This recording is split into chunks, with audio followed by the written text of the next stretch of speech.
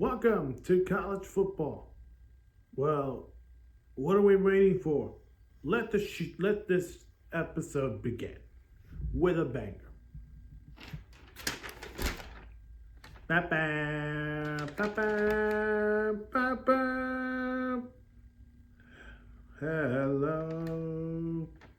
Ladies and gentlemen, welcome to College Football Predictions. On this episode 2, we go to SEC, the Southeastern Conference, where everything is magical. Magical or not? Let's just kidding. I'm Julian Rico, your host, and of course, sports news. I will try to do it today. If not, I will hope to get back to it on Saturday for another episode of College Football Predictions. If not, we'll move on to next week's college football episode. What do you think? Should it be tomorrow or next week? I'll leave that to you guys. But on episode 2, I predict the SEC. So last season, of course, Georgia won the whole thing, not ending Georgia's incredible winning streak. And of course, an end of an era for Nick Saban as Alabama now goes to a new direction with Kalen DeBoer as their new head coach. So what does that bring to me? Well, my predictions. So let's start from 16 all the way to 11, and I'll get to top 10. At 16, Vanderbilt will finish season 3-9, 0-8 in the conference. Arkansas 4-8, 4-8 with a overall record 4-8, conference record 1-7. Mississippi State 4-8, conference record 1-7. South Carolina 4-8 with a conference record 1-7. Kentucky 6-6 with a conference record of a 2-6, and Florida with an overall record 6-6 and conference record 3-5. And well, before we talk about top 10, let's talk about them. Vanderbilt, not surprised. A lot of people will put Vanderbilt at last. They have been the tough team, the easiest team the SEC could beat. But Vanderbilt needs a lot to improve. Arkansas at 15, I think Arkansas, they're going to fire their coach maybe mid-season, and then Bobby Petrino will probably take over as interim coach. Mississippi State is in a new era at 14. I think we're going to have some high hopes for Mississippi State, but let's see if they can do it with a new head coach.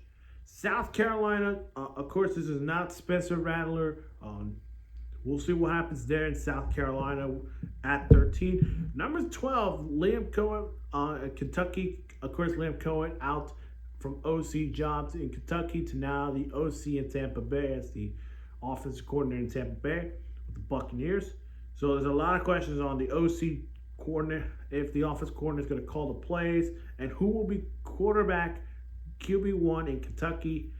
And then you get the Florida Gators. Now the Florida Gators, of course, a lot of people have Bill Nappers maybe at 12 or 13, maybe because there's not much improved with Bill Nappers. But he's a guy who's going to learn in Florida. 2 seasons in Florida, tough years. But this year, I think it could be 6-6. And there's some belief of the Florida Gators maybe next year advance into a bowl game for the first time under Bill Nappers. But without further ado, let's get to top 10. Let's start at number 10. You got the Auburn Tigers, 8-4 overall record, and conference record 4-4. Now Auburn is thinking this year, can they finally beat Alabama in the season finale? Still, no. Here is why no. I don't think they're going to win 9 games. I think they will finish the season 8 wins, and I don't think they're going to beat Alabama. Here's the thing for Auburn. They're a good team. They're going to be a bowl team, of course. But are they proved to beat teams like Alabama, Tennessee, Georgia, newcomers, Texas, and Oklahoma, which one of those two are going to be on my list.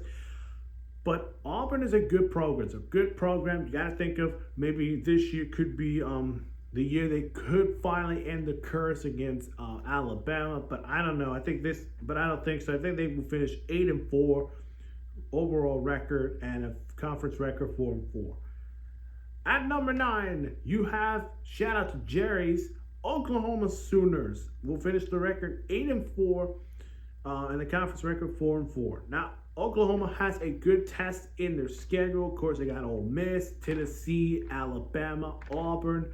That's a tough schedule, but of course, Brent Venables is a defensive guy. He will have his defense prepared against those big games. I think the question will be on offense. Who's the new OC offensive coordinator in Oklahoma? And plus, who will be the quarterback over there in Oklahoma? Of course, Dylan Gabriel's now in Oregon. A new thing is Terron Arnold, the quarterback from Oklahoma. He'll step up as QB. This could be a bold team, but are they contending for Texas? And I think this game could be interesting. If they beat Texas or Alabama, and I think those are the best scenarios. If you can beat one of those two teams, I think it could be a 10-win team, but I think they're going to finish the season 8-4 overall, and the conference record 4-4. At number 8, you got the Ole Miss Rebels, and shout out to Lane Kiffin, who did lose his father yesterday. If you checked sports news, go check it out from yesterday. But I have Ole Miss finishing 9-3 on a conference record of 5-3. This Ole Miss team could win 10 games, and that's the best scenario. But I think there's gonna be rough roads for Ole Miss. Of course, their quarterback Maxine Drack is gonna be ready. I think Ole Miss defense is gonna be proven. But are they ready for a college football playoff spot? I think they are in this list. They just have to beat good teams. I think LSU would be the best scenario. If you beat LSU, you beat Georgia, that would be the best case of winning 10 games. And I think that's what we're going to see for Ole Miss. But I want to see if their defense could step up against teams like Georgia and LSU. Those are what we want to see. At number 7, you have the new head coach in Mike Elko's Texas A&M. Shout out to the Aggies in the program. Now, the Aggies, of course, have a new head coach in Mike Elko, and they do start a tough game against Notre Dame at home, and I think they will win that game at home. In their best scenario, they could go better with a record of 9-3 overall, and then conference record 5-3. I love the hire of Mike Elko to Texas A&M. Now, he was a defense coordinator over there in Texas A&M before then taking the head coaching job in Duke, and then now coming back to Texas A&M to become the new head coach of Texas A&M. I think this Texas A&M Aggies team is going to be competitive. Maybe the best scenario for them, it could be beating Alabama, and that would be a massive milestone win for Mike Elko as the head coach of Texas A&M. But I got them 9 wins, 3 losses overall, and the conference record 5-3. Number 6, Missouri. The Tigers of Missouri will finish the season 10-2 overall, and the conference 6-2. Now, Missouri is going to be led by Brady Cook, their quarterback. Their defense is going to look new with, of course, Ennis Rinstraw now with the Lions. But I think there is going to be a best scenario is 10-2. The worst scenario is if their defense is not the defense from last season, and the running game or the quarterback position is not going well. I think they could finish 8-4.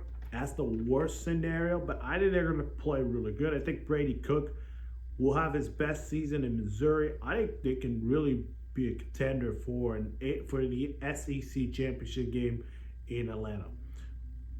Number 5, I'm going to go with the Tennessee Vols to finish 10-2 and overall, and 6-2 in the conference. Now Tennessee, I think the Vols have questions, of course, after Hendon Hooker's phenomenal season. You go to last season with Joe Milton, there's some questions. Can they beat Alabama back to back? They did not, but they had some rough roads. But at least they got to a bowl game here. Now they're going to go with a new quarterback, and I do believe their defense is going to be elite. They're going to be a good defense. I think beating Oklahoma would be their big milestone win for Tennessee. But if you beat Alabama, I think they will be probably a top 3 team, maybe behind Texas and Georgia, which we'll get to them later on. But I think Tennessee will be a good team this year. At number 4, you have LSU, who also have a 10-2 record and a 6-2 in the conference record. Now Brian Kelly will go to a season without Malik Neighbors, Brian Thomas Jr., and Jaden Daniels, and they do start a good one against USC. I think this will be a 50-50 game. But if Brian Kelly does beat USC, maybe they're ready for an SEC championship in Georgia. But I think offensively, there's questions there. Defense is going to be elite. I think they're going to be the best defense, maybe in the SEC. It may be second behind Georgia or Texas. You got to think of what it's going to look like for Georgia. But I think LSU is the team to watch this season as my number 4 team. Number 3, and this could surprise y'all, you got the Alabama Crimson. I have Alabama Crimson Tide to win 10 games, lost 2 overall, and 6-2 in the conference. Kalen DeBoer is going to help Jalen Milroe to win Heisman Trophy winner this year. I think he can do it. New offense, new defensive coordinator, new offensive coordinator, but Kalen DeBoer is a great hire for Alabama. After losing Nick Saban, of course, they did go after Texas head coach, Florida State head coach, and of course they went for Dan Lanning in Oregon. Sorry for me because I can't pronounce Florida State's head coach's name and Texas head coach's name. Sorry about that. But they went after Kalen DeBoer, which makes sense. He did a great job in Fresno State before then taking the Washington head coaching job after 2 years in there, led Washington to a national championship. Now we'll look to bring Alabama a national championship. And I think this could be a 12-team playoff team. You can think of the teams I just talked about who just won 10 games. They could be Missouri, Tennessee, LSU. They could be contenders. But I think Alabama is going to deserve to be in that top 12-team playoff spot for the college football. And if Alabama, here's the best scenario. If you beat Georgia, and that is the game I think we're going to be keeping an eye on, I think they're going to be probably knock Georgia again out of the SEC championship opportunity and maybe get themselves back in the SEC championship game. But for me, I think it's going to be Alabama in third, finishing with a record 10-2, overall 6-2. Top 2 go to the SEC championship in Atlanta, and here are there. The Texas Longhorns at number 2 with 11-1 record and overall 7-1. Texas is going to be great. They're going to be a good team. Quinn Ewers is going to be a great quarterback. I think he's going to win Heisman this year. It comes down, I believe, it's Jalen Milroe, Dylan Gabriel, Quinn Ewers. You can look at the other guys' list. Give me some Heisman favorites if you want me to see that. But I think Texas' defense is going to be big. I think their defense is going to be good. Now, they're going to start off, but I think week 1 or week 2 against Michigan, which I think is their biggest challenge. Not only that, they got to play Oklahoma, and then they got to play Georgia. Georgia's going to be the team Texas wants to keep an eye on. I think this could be a good team. This could be the favorites to win the SEC this year, but we'll see what happens there. And then it leads to Georgia at number 1. I think they're going to be the best conference team, but I think they're not going to be undefeated, and I'll tell you why. Because they're going to finish the record 11-1 with an overall record 7-1. We don't want to. Let's don't disrespect Kirby Smart in Georgia because their offense and defense is high level. They're this level. You look at other teams, they're right here, and you got good teams. This one. And you got, there's some teams that could beat Georgia. But what happened to Georgia? Right here. That's where they are, right there. Carson Beck is good. Of course, there's questions on how is the offense going to look like without Brock Bowers, Ladd McConkey. Georgia's offensive line is going to be new. Georgia's defense is going to be new. But I think Kirby Smart is a smart guy. smart offensive genius. He's going to lead this Georgia team to hopefully get back to a national championship. So that brings in the Atlanta final between the Bulldogs and the Texas Longhorns. Now, why did Georgia get 11-1? Now, Georgia, their scenario here is, the best scenario is undefeated. The worst scenario could be maybe losing to Texas or Alabama. Now, Alabama could be their nightmare team. I think they could lose to Alabama. And who will win the SEC? I think Georgia. I think Georgia will be a good match over Texas. It's just going to be, it's not going to be enough for Texas to win the SEC. They've been a good team, but I think Georgia is the best team in the SEC, and they're going to be probably be number 2 or number 1 overall in the rankings for a college football spot. But I have Georgia and Texas in Atlanta for the SEC championship game, and I believe that the Georgia Bulldogs will redeem themselves after last year's championship loss to Alabama and will win this year's SEC championship game against Texas. What do you guys think? Who do you think will win the SEC? I'll leave that to you guys. Hit the like button, subscribe, and leave a comment below. As always, guys, we'll see you guys in the 3rd episode, which will happen on tomorrow. We'll talk about where we're going to go next. We talk about the ACC, the SEC. Now it's time to talk about the Big 12. We'll see you guys in that one tomorrow. We'll see you guys in the next one. Again, hit the like button, subscribe, and hit the like button, subscribe, and leave a comment below. Who do you think will win the SEC? And share this video to your friends. We will love to see your thoughts of the SEC predictions on this channel. We'll see you guys in the next one. Bye-bye.